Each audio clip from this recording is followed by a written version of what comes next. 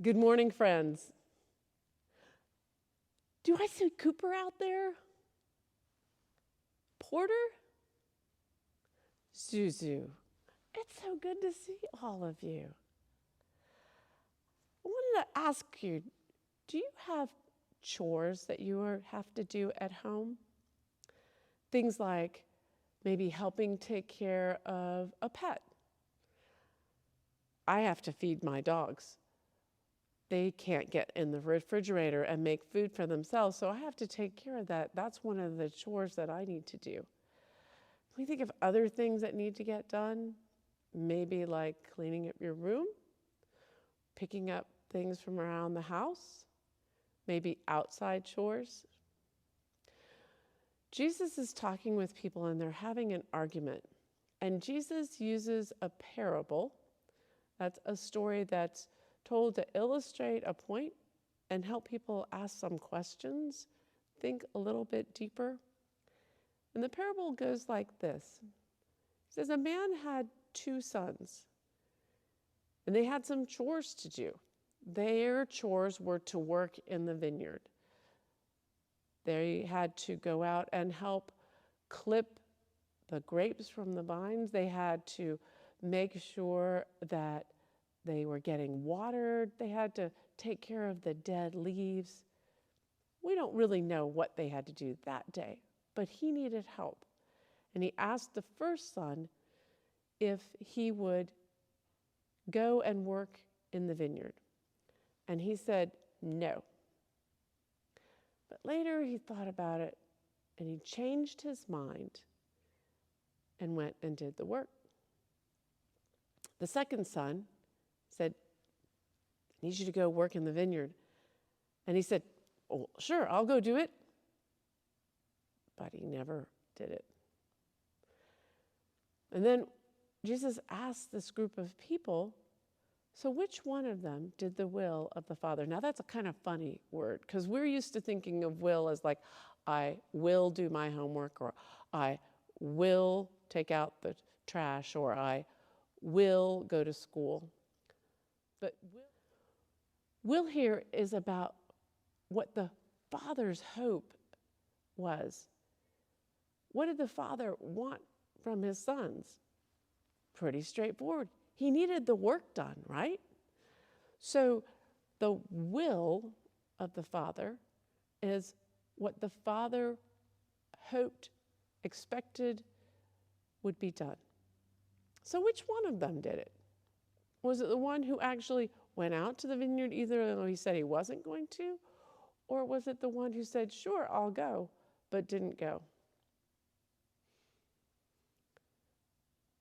Well, the group of people who heard this story from the Gospel of Matthew, that group of people, they said, well, it was the first one because he actually did something, right? He actually did it. And then Jesus says, that's the problem. While the son changed his mind from not doing it to doing it, you are refusing to change your mind and see what God is asking you to do.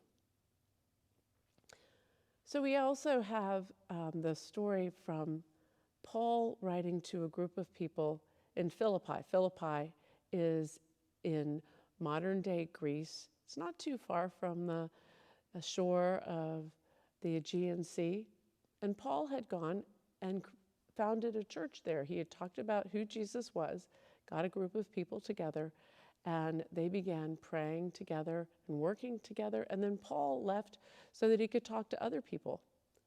Then Paul hears that they're having a fight. They can't get along with one another. And he sends them a letter back and he says, you need to let yourselves come and have the attitude of Jesus, to think the way that Jesus is, to let yourselves be, your minds be changed by one another. You got to listen deeply to one another so that you can come back together. And that means that you have to step back from being right. You have to step back from trying to prove your point.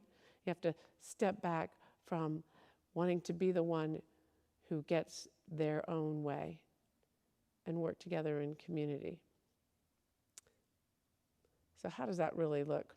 Well, I was remembering a story somebody told me about a person who went to see a great master, a great spiritual master. They said, I want to be closer to God. And they listed off all of the things that they had done, the courses they had taken, the hours that they spent in prayer, all of the ways all the things that they had accomplished in order to get closer to God.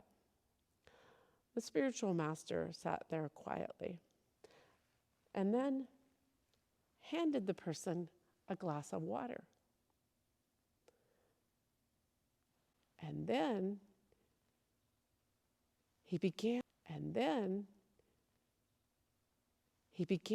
to pour more water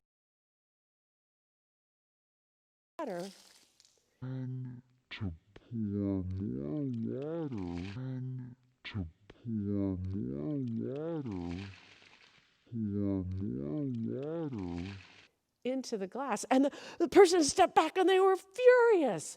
What have you done? I came all this way to hear from you and you've insulted me. And the man said, you didn't come to hear from me. You came to add another to the list of your accomplishments. If you want to know God, you're going to have to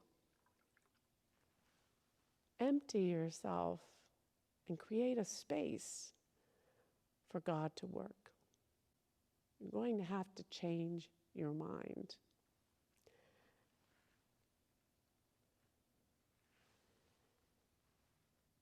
In baptism, we are asked to turn from all the things that we've been doing and to allow God to fill us, to turn towards God, to take on the will of God as our own. Baptism washes us clean. Baptism brings us into the family of God. Baptism asks us then to take on the mind of Christ, to make that our own will. And day by day, we have to recognize that the most important thing that we can be doing isn't adding to the list of accomplishments, isn't being right in a particular argument, but it's seeking to do the will of God. That probably means that we're going to have to change our minds a few times. We may have to step back from the things that we've decided are right so that we can listen to God more carefully. It's a long process, but we've got all of our life to do it. I'll look forward to seeing you again really soon. Blessings on your week. Amen.